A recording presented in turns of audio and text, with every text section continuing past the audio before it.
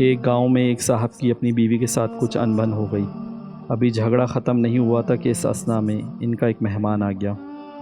خاوند نے اسے بیٹھک میں بٹھا دیا اور بیوی سے کہا کہ فلاں رشتہ دار مہمان آیا ہے، اس کے لیے کھانا بناؤ۔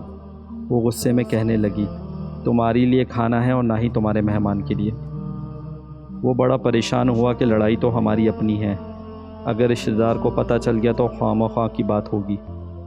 لہٰذا خاموشی سے اٹھ کر مہمان کے پاس بیٹھ گیا۔ اتنے میں اسے خیال آیا کہ چلو بیوی اگر روٹی نہیں پکاتی تو سامنے والے ہمارے ہمسائے بہت اچھے ہیں، خاندان والی بات ہے، میں انہیں ایک مہمان کا کھانا پکانے کے لیے کہہ دیتا ہوں۔ چنانچہ وہ ان کے پاس گیا اور کہنے لگا، میری بیوی کی طبیعت خراب ہے، لہٰذا آپ ہمارے مہمان کے لیے کھانا بنا دیجیے۔ انہوں نے کہا، بہت اچھا، جتنے آدمی کا کہیں کھانا بنا دیتے ہیں۔ وہ مطمئن ہو کر مہمان کے پاس آ کر بیٹھ گیا کہ مہمان کو کم سے کم کھانا تو مل جائے گا، جس سے عزت بھی بچ جائے گی۔ تھوڑی دیر کے بعد مہمان نے کہا، ذرا ٹھنڈا پانی تو لا دیجیے۔ وہ اٹھا کے گھڑے کا ٹھنڈا پانی لاتا ہوں۔ اندر گیا تو دیکھا بیوی صاحبہ تو زوروں قطار رو رہی ہیں۔ وہ بڑا حیران ہوا کہ یہ شیرنی اور اس کے آنسو۔ کہنے لگا، کیا بات ہے؟ اس نے پہلے سے بھی زیادہ رونا شروع کر دیا اور کہنے لگی، بس مجھے معاف کر دیں۔ وہ بھی سمجھ گیا کہ کوئی وجہ تو ضرور ہے۔ اس بیچارے نے دل میں سوچا ہوگا کہ میرے بھی بخت جاگ گئے۔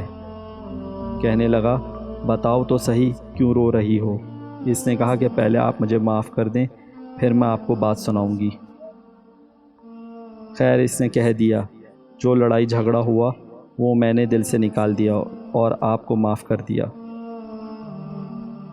کہنے لگی کہ جب آپ نے آ کر مہمان کے بارے میں بتایا اور میں نے کہہ دیا کہ نہ تمہارے لیے کچھ پکے گا اور نہ مہمان کے لیے، چلو چھٹی کرو، تو آپ چلے گئے۔ مگر میں نے دل میں سوچا کہ لڑائی تو آپ کی اور میری ہے اور یہ مہمان رشتہ دار ہے، ہمیں اس کے سامنے پول نہیں کھولنا چاہیے۔ چنانچہ میں اٹھی کہ کھانا بناتی ہوں۔ جب میں کچن میں گئی تو میں نے دیکھا کہ جس بوری میں ہمارا آٹا پڑا ہوتا ہے، ایک سفید ریش آدمی اس بوری میں سے کچھ آٹا نکال رہا ہے۔ میں یہ منظر دیکھ کے سہم گئی اور وہ مجھے کہنے لگا، اے خاتون، پریشان نہ ہو، یہ تمہارے مہمان کا حصہ تھا جو تمہارے آٹے میں شامل تھا۔ اب چونکہ یہ ہمسائے کے گھر میں پکنا ہے، اس لیے وہی آٹا لینے کو آیا ہوں۔